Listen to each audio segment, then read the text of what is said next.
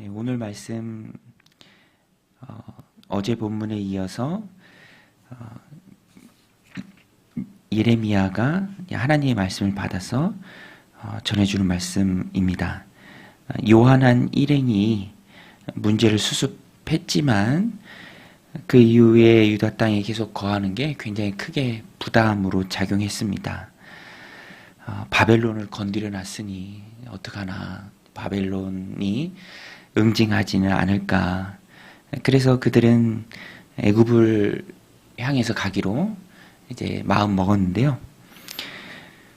그래도 그것이 하나님의 뜻인지 또 불안하니까 예레미야를 통해서 묻고, 무슨 말씀을 하나님 주시든지 우리가 따르겠습니다. 좋든지 싫든지 따르겠습니다. 여호와 하나님께서 증인이 될 것입니다. 이렇게 말하면서 예레미야에게 부탁을 합니다. 예레미야가 기도하고 또 하나님 말씀을 받죠. 하나님의 말씀이 예레미야에게 임하고 열흘 후에 예레미야는 자신에게 임한 그 말씀을 있는 그대로 요한한 일행에게 전합니다. 그런데 요한한 일행은 이미 마음은 애굽에 가 있었습니다. 애굽으로 기울었었죠. 그래서 내일 본문에 나오죠. 유다 땅에 머물라. 예레미야에게 주신 그 하나님의 말씀, 또 예레미야가 전했을 때 그것을 거짓말이다, 그것은 하나님의 말씀이 아니다, 이렇게 말해버립니다. 오늘 매일 성경 이렇게 소제목에도 나오죠. 순종할 마음이 없었던 기도 요청. 그들은 스스로 속은 거고 스스로 속인 거예요. 순종할 마음은 없고 이미 마음은 애굽을 향해 기울어져 있었지만 편치 않는 마음의 면죄부를 받기 위해서 예레미야를 이용한 거죠. 그래서 정작 하나님의 말씀이 주어졌을 때 그것을 받지 못합니다. 오늘 본문에 보면 그런 요한한 일행의 마음을 하나님께서는 고집이다라고 정의하십니다. 15절, 17절에 공이 두 번 나오죠. 15절 후반부에도 보면 하나님께서 이와 같이 말씀하시는 너희가 만일 애굽에 들어가서 거기에 살기로 고집하면, 또 17절에도 무릇 애굽으로 들어가서 거기에 머물러 살기로 고집하는 모든 사람은 이와 같이 되리니 곧 칼과 기근과 전염병에 죽을 것인즉. 이런 고집을 부리는 이유가 무엇입니까? 그들 안에 두려움이 있어요. 두려움. 바벨론에 대한 두려움. 또 애굽은 항상 그들의 종되었던 나라지만, 종으로 살았던 나라지만 광야 시절에도 항상 애굽으로 돌아가길 원했죠. 애굽에는 참 양면성이 있습니다.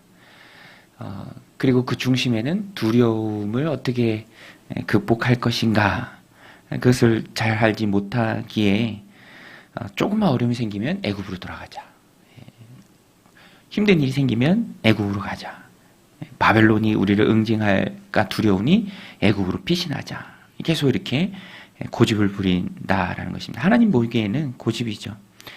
그런데 이런 고집에는 하나님의 심판이 있습니다. 18절에도 보면 만군의 여호와 이스라엘의 하나님께서 이와 같이 말씀하시되 나의 노여움과 분을 예루살렘 주민에게 부은 것 같이 너희가 애굽에 이를 때에 나의 분을 너희에게 부으리니 너희가 가증함과 놀램과 저주와 치욕거리가 될 것이라. 너희가 다시는 이 땅을 보지 못하리라 하시도다.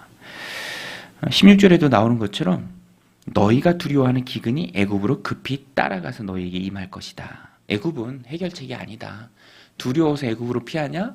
두려움이 애굽까지 따라갈 것이다. 하나님께서 말씀하십니다. 마음은 그렇지 않은데 속여서 말했다. 또 하나님께서 꼬집어서 예레미야를 통해 말씀하십니다. 20절에 보면 너희가 나를 너희 하나님 여호와께 보내며 이르기를 우리를 위하여 우리 하나님 여호와께 기도하고 우리 하나님 여호와께서 말씀하신 대로 우리에게 전하라. 우리가 그대로 행하리라 하여, 그 다음에 예레미야가 말하죠. 너희 마음을 속였느니라. 그러니까 오늘 말씀을 전체적으로 보면 마음에는 이미 두려움이 있고 그것을 회피하고 싶은 마음이 크고, 또 그래서 마음에는 원하지 않지만 스스로를 속여서 스스로 또 속아서 하나님의 말씀을 받아서 우리에게 전하라 우리가 그대로 행하겠다라고 말했다라는 것입니다. 그 자체가 다 마음을 속이는 일이었습니다. 이 매일 성경 소제목처럼 순종할 마음이 없었던 기도 요청이죠. 오늘 이 말씀을 우리가 반면교사로 삼아야 합니다. 마음의 두려움을 극복해야 하고요. 또 순종할 마음을 가지고 하나님 앞에 살아야 한다라는 것입니다. 마음이 신앙의 좌소죠. 그래서 신앙을 위해서 우리가 늘 마음을 점검하고 또 꼼꼼히 살피고 또 그 마음 붙들어 주시길 하나님 앞에 구하고 또 마음에 하나님의 연단이 있기를 우리가 늘 구해야 합니다. 마음이 흔들리지 않으면 삶이 견고합니다. 반대로 마음으로부터 무너지면 도미노처럼 모든 것이 다 무너지게 되죠. 우리가 신앙생활을 하는 것은 신앙의 자소가 되는 그 마음을 하나님 앞에 온전히 드리고 또 하나님이 내 마음을 통치해 주시기를 구하고 겸손하게 나가는 것이죠. 예, 요새 올림픽 하잖아요. 저도 이렇게 뭐 금메달 따고 나오는 그런 영상들만 좀 보는데 거기 보면 양궁을 할 때도 마음을 단련하잖아요. 뭐 벌이 와서 앉아도 동요가 없고 심박수는 그대로 유지가 됩니다. 또 관중들의 홈 관중들의 그런 소리들 뭐 거의 영향을 끼치지 못할 정도로 강한 마음이죠. 오늘 우리도 신앙생활 할 때 그런 강한 마음을 가져야 합니다. 다윗이 그랬던 것처럼 바울이 그랬던 것처럼 또 주님이 영원한 우리의 신앙의 모범이 되신 우리 예수님께서 보여주셨던 것처럼 그런 강한 마음을 가지고 주님 앞에 나아가야 합니다. 그럴 때 고집 부리는 일도 없고 두려워서 애국으로 피하려는 마음도 없고 하나님의 말씀이 있는 그대로 받고 그 말씀 붙들고 힘있게 나아갈 수 있다라는 것입니다. 마음을 다스린 자가 하나님 온전한 능력의 도구로 쓰임을 받습니다. 오늘도 우리들 마음 가운데 두려움이 있습니까? 불안이 있습니까? 혹 거기서 나오는 고집이 있고 또 스스로 속는 모습들이 있습니까?